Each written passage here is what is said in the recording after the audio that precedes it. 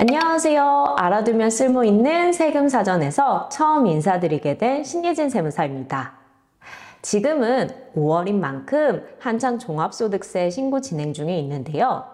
5월이 되면 제가 정말 많이 듣는 질문이 있습니다. 바로 저도 세금을 환급받을 수 있을까요? 라는 질문인데요. 사실 세금을 환급받는다는 건 미리 낸 세금이 있어야 한다는 거예요.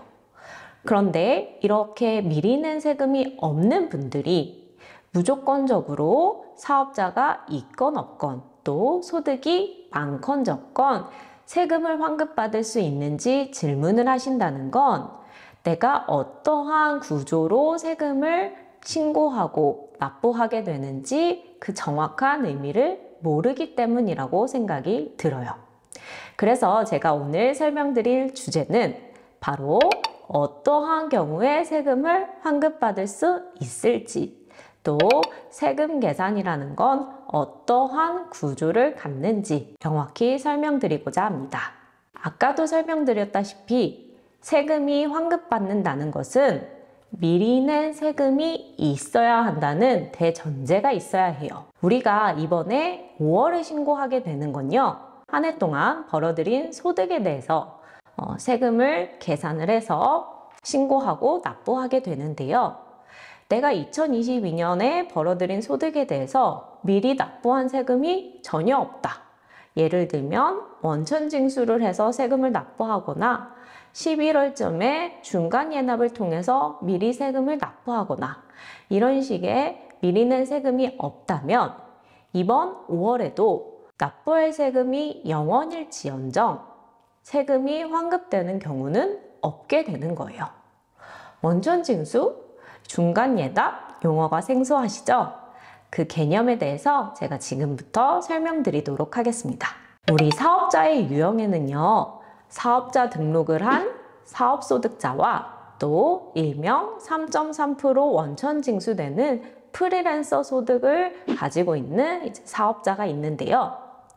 사업자 등록을 하고 사업을 운영하시는 분들 같은 경우에는 생각해보면 식당에서 결제를 하면서 미리 세금을 납부한다라는 개념이 없죠. 이렇게 내가 돈을 받는 사람으로부터 돈을 주기 전에 미리 세금을 떼서 세무서에 납부하는 절차, 이런 걸 원천징수라고 하게 되는데 사업자 등록이 있으신 사업자분들 중에는 이러한 원천징수의 개념이 없습니다. 그렇기 때문에 미리 낸 세금이 없어서 환급이 발생할 수가 없게 되는 겁니다. 그런데 일부 사업자 등록을 한 사업주분들 중에서 환급이 발생할 수 있는 케이스가 있는데요. 그런 분들은 바로 11월 달에, 즉 22년 11월 달에 미리 중간예납이라는 제도를 통해서 내가 낼 세금을 미리 납부한 경우예요. 이런 중간예납 제도는 어떤 거냐면요, 저희가 22년 동안 벌어들이는 소득에 대해서 확정된 세금을 5월에 계산을 해서 신고하고 납부한다고 말씀드렸잖아요. 그런데 국가에서는 너 세금 100만 원 내 라고 하면 세수 확보가 잘 되지 않는다는 걸 알고 있어요.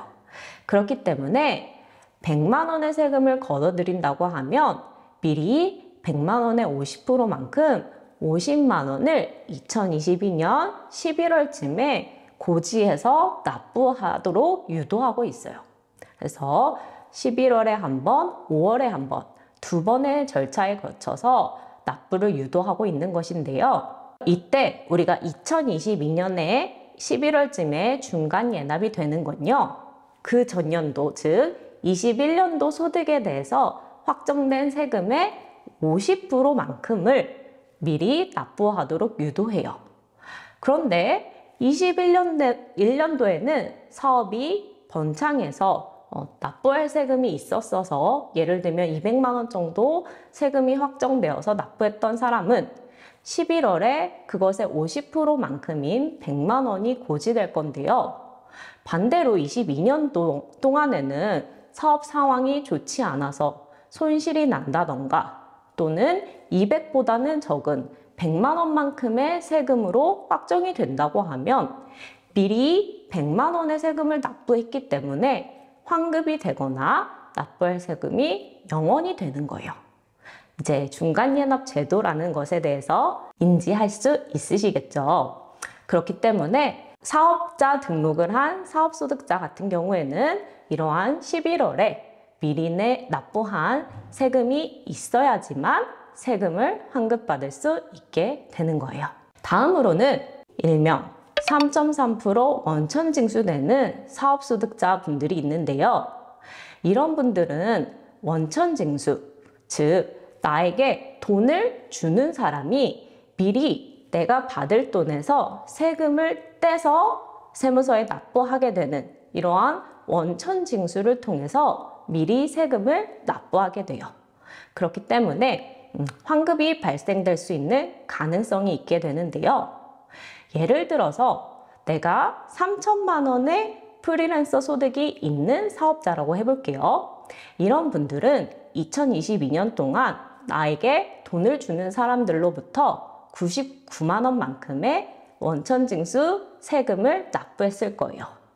그런데 내가 3천만 원의 프리랜서 소득을 위해서 한 2천만 원 정도 비용을 썼고 내 소득은 1천만 원이라고 했을 때는 6%의 세율이 적용되기 때문에 나의 확정되는 세금은 한 60만 원가량, 또 소득공제나 이것저것 다 하게 되면 대략 30에서 60만 원 정도로 확정이 될 텐데요.